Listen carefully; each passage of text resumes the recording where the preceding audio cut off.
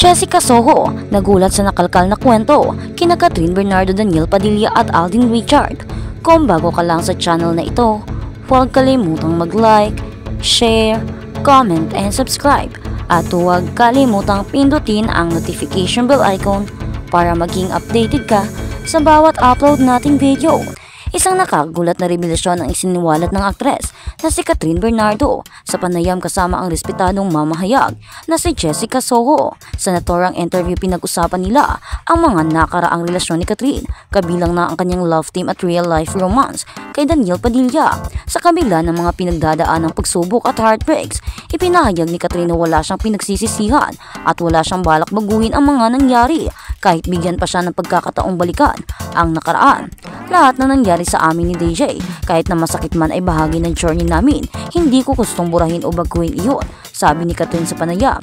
Ayon sa aktres, ang kanilang mga pinagdadaan ng pagsubok ay nagpatibay sa kanila, hindi lamang bilang magkasindahan kundi pati na rin bilang mga individual. Ngunit hindi doon natatapos ang revelasyon. Nangingi niya ang opinyon tungkol sa kanilang special collaboration ni Alden Richard sa pelikulang Hello Love Goodbye. Binigyang diin ni Catherine na malaki ang naitulong ng kanilang proyekto upang mas mapalawak ang kanyang kakayahan bilang aktres. Nagpapasalamat ako kay Alden dahil sa suporta at sa professionalism niya. Hindi madali para sa akin ang tumanggap ng proyekto na wala si Daniel, pero naging matagumpay ito dahil sa teamwork namin. Dahil sa matagumpay na tambalan nila ni Alden sa nasabing pelikula, umugong noon ang espekulasyon na may namamagitan sa kanila. Si Alden ay isang mabuting kaibigan at isa sa mga pinakamagaling na aktor na nakatrabaho ko. Mariing pahayag ng aktres. Sa gitna ng pahayag, hindi napigilan ni Jessica Soho na itanong kung paano nila nalampasan ni Daniel ang mga pagsubok sa kanilang relasyon. Communication at trust ang naging sandigan namin. Hindi perpekto ang relasyon namin, pero natutunan naming tanggapin at ayusin ang mga pagkukulang ng isa't isa.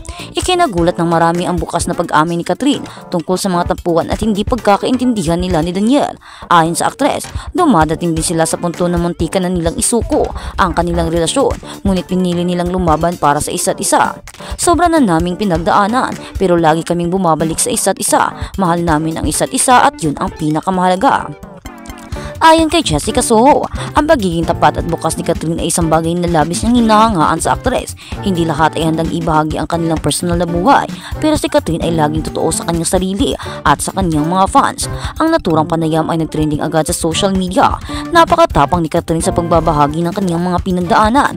Hindi lahat ay kayang gawin, komento ng isang fan sa Twitter. Samantala si Daniel Padilla naman ay nagbigay din ng maikling pahayag matapos lumabas ang panayam. Aniya, I am proud of Catherine. She's strong and I'm grateful na nandyan siya sa tabi ko. Pinatunayan lamang nito na sa kabila ng lahat ng mga entrega at hamon, nananatiling matatag ang kanilang samahan. Sa ngayon, patuloy pa rin pinag-uusapan ang naging panayam na ito ni Jessica Soho kay Catherine Bernardo. Para sa maraming mga tagahanga, nagsilbi itong paalala na ang pagmamahalan ni Kat ay hindi basta-basta mabubuwag ng kahit anong pagsubok. Sa kabila ng mga spekulasyon at chismis na lumalabas, nananatiling buo at matatag ang tambalang at patuloy na nagbibigay inspirasyon sa kanilang mga tagahanga. Sa mga binitawang salita ni Catherine, isang bagay ang malinaw sa kabila ng mga pinagdadaanan nila ni Daniel. Patuloy silang magsasama at magmamahalan. At sa kabilang banda, Derek Cathy may revelasyon sa paghihintay ni Alden kay Catherine. Isa kamakailang panayam binulgar ng kilalang direktor na si Cathy Garcia Molina ang mga detalye tungkol sa matagal na paghihintay ni Alden Richard para kay Catherine Bernardo bago pa man magsimula ang kanilang tambalan sa pelikulang Hello Love Goodbye.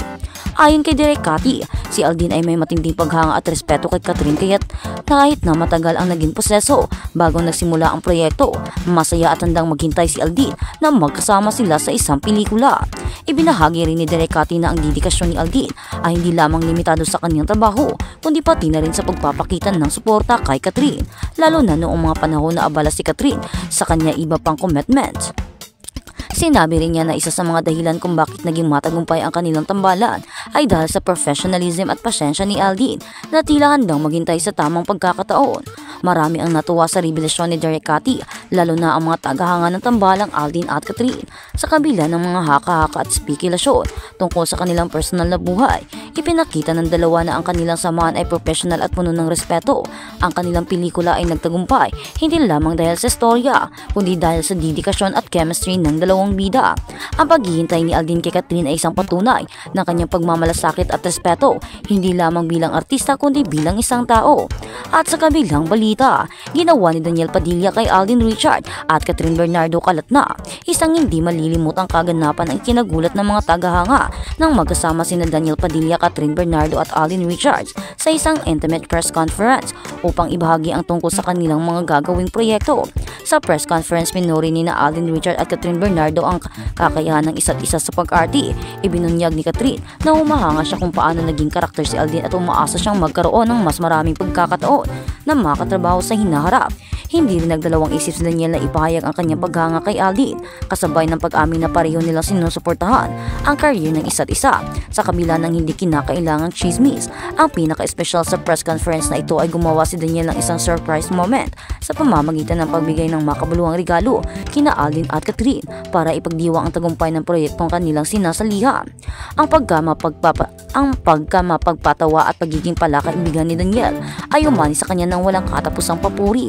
Natuwa rin ang mga fans na makita ang magandang pagkakaibigan ng tatlong nangungunang bituin.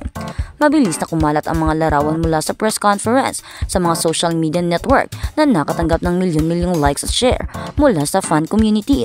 Pinagtibay ni na Catherine at Alden na patuloy silang maghahatid ng mga di kalidad na produkto at hindi titigil sa pagsusumikap na mag-abang sa sining at entertainment. At sa kabilang balita, Alden Richard wish makasayaw si Ashley Sarmiento. How time flies ha. Imagine ko naman naplang siya noon bilang batang Angel Locsin sa General's Daughter at batang Ann Cortez sa Jezebel noon, pero hito na nga siya ngayon, debutante na at may bongga nga siyang party sa January 26 na gaganapin sa Manila Diamond Hotel na kung saan ay ang ka-love team niya si Marco Massa ang escort niya. Pero may wish nga si Ashley Sarmiento sa debut niya at yun ay makasama at makasayaw niya si Alden Richard. Yes po, si Alden Richard po. Oh my gosh, Mr. Alden, hello. Pina-invite ko po talaga siya hoping na maka-attend talaga siya. Hindi ko pa siya nakakatrabaho pero lagi ko siyang nakakasalubong sa mga events at nakikita ko at napi-feel ko na talaga na mabait siya, na genuine talaga ang kabaitan niya. Sabi pa ni Ashley na kinikilig pa. At syempre, pag nabanggit si Alden, mababanggit na rin si Catherine Bernardo. Wish ni Ashley na makatrabaho si Catherine na una ron niyang nakita noong nag-cast ito sa Gawin Mo Lilit. Ever since talaga fan na talaga niya ako. Sana talaga makatrabaho ko siya.